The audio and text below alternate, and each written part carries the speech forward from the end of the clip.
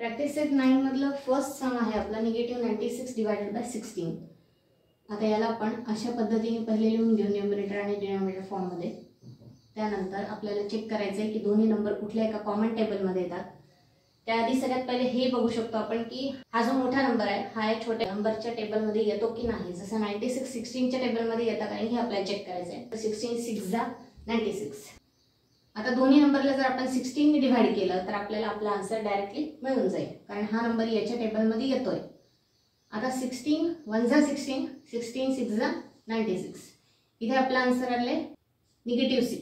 Denominator साइडला 1 लिहिणं compulsory नाहीये त्यामुळे आपण डायरेक्टली निगेटिव्ह 6 हे आन्सर लिहू शकतो. याचं डायरेक्ट डिव्हिजन नाही होत. 28 च्या टेबल मध्ये 98 येत नाही. 28 ला निगेटिव्ह साइन येते याला द्यायची का बरं खाली नसतो. आपल्या रूल नुसार एखाद्या सेम टेबल मध्ये येतं का ते पाहून करू शकता. जसं 14 च्या टेबल मध्ये येतं का बघा. 14 चे हे येतं का बघा 98 नाही तर मग याला कसं करायचं 98/28 डिवायडेड बाय 14 एका सेम नंबरने याला डिवाइड करायचा. 14 7 98 14 2 28 ब्रॅकेट निगेटिव्ह 51 पॉझिटिव्ह 68. आता पहिला जो नंबर आहे आपल्याला हा वरतीच घ्यावा लागेल. हा छोटा असो का मोठा असो काही घेणं नाही. निगेटिव्ह 51 अपॉन त्यांनी जसं दिलंय तसं असं मांडायचं. 68 खाली घेतलं. आता निगेटिव्ह साइन वरच आहे काही चेंज करायची गरज नाही याच्यात मागच्या सारखं. आता याच्यात फक्त बघा की हे दोघे कुठल्या टेबल मध्ये येतात कॉमन.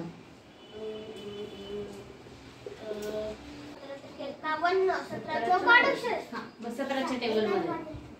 मग इथं आता 17 नी दोन्हीकडे डिवाइड करायचं. 17 3 51 17 चौक 68 आणि इथे निगेटिव्ह साइन त्याची त्याला लावून टाकायची. 28 डिवायडेड बाय निगेटिव्ह 57 ना बरोबर. हे काय काय करवायचे टेबल आणि ते खाली 37. आता हे दोघं कोणत्या पाड्यात येतात बघा. 11चं 1 हे 30 11 5 55 असतं ना. 11च्या पुढच्या टेबल मध्ये बघायचं. 15 ह्याच्यात येतच नाही हे असे नंबर. हा लिहा मग 19 नी भाग जातोय. 19 2 38 19 3 57 20 आहे नुसतं. हा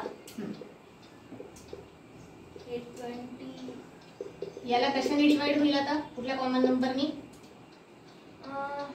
25 चे 1 पुढे येईल. इथं 5 आणि इथे 0 ऑफ डिव्हिजिबिलिटी याचा वापर करायचा. 5 ने डिवाइड करा. 5 च्या टेबल मध्ये 85 कसं काय येते. 5 10 50 त्याच्या पुढे आहे ना 85. मग 5 चौक 20 हे येऊन जाईल खालचं. वरच्याला डिव्हिजन करावे लागेल तुम्हाला. 85 डिवायडेड बाय 5 करा. 5 1 5 5 6 35 and 35 17 आलं. आणि निगेटिव्ह साइन कुठे लागेल वरती खाली बघा कोणत्या टेबल मध्ये येते. 25 च्या टेबल मध्ये येतं. 25 ने दोन्हीकडे डिवाइड करायचं. खाली तर 1 आन्सर येईल. 25 × 25 वरती काय येतं बघा आन्सर म्हणजे 25 6 जा 150. मग आता इथे निगेटिव्ह साइन म्हणून दोन्हीकडे निगेटिव्ह लावलं. आता याला अजून एक कुठल्या प्रकारे लिहिता येतं म्हणजे समजा नुसतं 6/1 लिहिलं तरी चालतं. साइन काढून टाकता येतं. रूल तसा आहे की दोन्हीकडे निगेटिव्ह साइन असते तर तुम्ही नाही लिहिलं तरी चालतात. त्या पॉझिटिव्ह मध्ये कन्वर्ट करू शकता. अजून काय करू शकतो याला अजून शॉर्टकट कसं करू शकतो. डिनॉमिनेटर साइडला 1 असेल तर तो नाही लिहिला चालतो. 6 लिहायचे नुसते. बघा मागे आन्सर चेक करायला बरोबर. आता तुम्हाला जर हे रूल माहित नसतं तुमचं काय झालं असतं हे आन्सर आलं असतं मागे नुसतं 6 आहे किती गोंधळ झाला असतं. प्रॅक्टिस सेट 9 मधले 7 सम आहे 100/60. सोपी ट्रिक तुम्हाला सांगते. लास्टला इथे दोन्हीकडे 0 0 आहे. काटाकाटीची मेथड आहे ही. इथे आपल्याला दोन्ही 0 वरचा एक आणि खालचा एक 0 कट करायचा आहे. आता उरलं आपल्याकडे फक्त 10/6. इव्हन नंबर आहेत हे दोन्ही 2 च्या टेबल मध्ये येतात.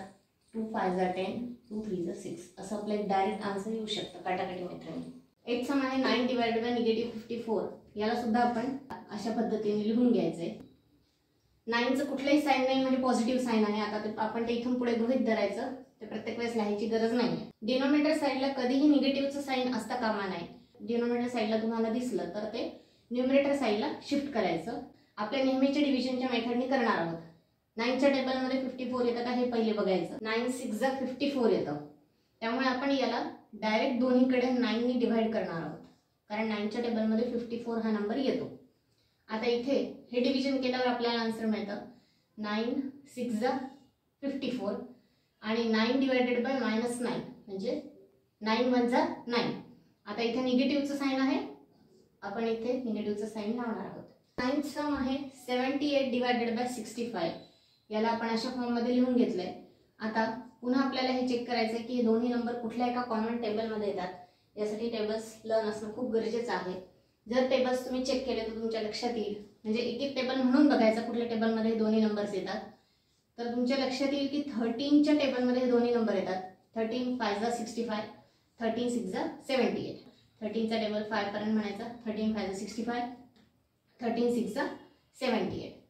आता हे दोन्ही नंबर यांना कसलेही साइन नाही आहे स्वतःचं, म्हणजे पॉझिटिव्ह साइन आहे. येणाऱ्या आन्सरला सुद्धा पॉझिटिव्हच साइन राहील. आणि मुख्य गोष्ट म्हणजे आपलं हेच फायनल आन्सर राहील, कारण 5 आणि 6 हे दोन्ही नंबर कुठल्याही एका टेबलमध्ये कॉमन टेबलमध्ये येत नाही. त्यामुळे आपलं 6/5 हे फायनल आन्सर आहे. चलो आपलं नेक्स्ट आणि लास्ट सम आहे 10th सम. -5 डिवायडेड बाय -315 म्हणजे 315. याला दोघांचे निगेटिव्ह साइन आहेत. आपण याला अशा पद्धतीने लिहून घेऊया. -5 डिवायडेड बाय -315. आता याला एका कॉमन नंबरने आपल्याला डिवाइड करायचं आहे. तर तुम्ही जर ऑब्झर्व केलं, इथे 5 आहे आणि इथे खालच्या नंबरला युनिट प्लेसवर 5 आहे. 5च्या टेस्ट ऑफ डिव्हिजिबिलिटीचा जर आपण वापर केला तर आपल्या लक्षात येईल की दोघांनाही 5ने डिवाइड होऊ शकतं, म्हणजे पूर्ण भाग जातो. त्याचे आन्सर आहे तर 5 1 जा 5. इथे निगेटिव्ह साइन आहे ऑलरेडी. खाली यांचं आपल्याला आता डिव्हिजन करायचं आहे. Divided by 5.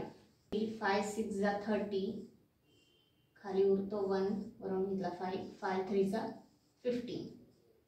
अशा प्रकारे जसं मी सांगितलं टेस्ट ऑफ डिव्हिजिबिलिटीचा वापर केल्यामुळे आपल्याला माहिती होतं की कंप्लीट भाग जाणार आहे, पण आपल्याला आन्सर काढायचं, त्यामुळे आपण डिव्हिजन केलं.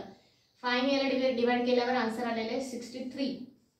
आता याचा साइन हे निगेटिव्ह आहे, त्यामुळे आपण आन्सरला निगेटिव्ह साइन लावलं. मागे जर तुम्ही बघाल पुस्तकामध्ये की आन्सर असेल 1/63 नुसतं. याचं कारण आहे की हा इंटिजर्सचा रूल आहे. जर दोन्हीकडे खाली आणि वर न्यूमरेटर डिनोमिनेटर साइडला जर निगेटिव्ह साइन असेल तर ते आपण पॉझिटिव्ह मध्ये कन्व्हर्ट करू शकतो. त्यामुळे आपला आन्सर -1/63 न येता 1/63 असं आलेलं आहे.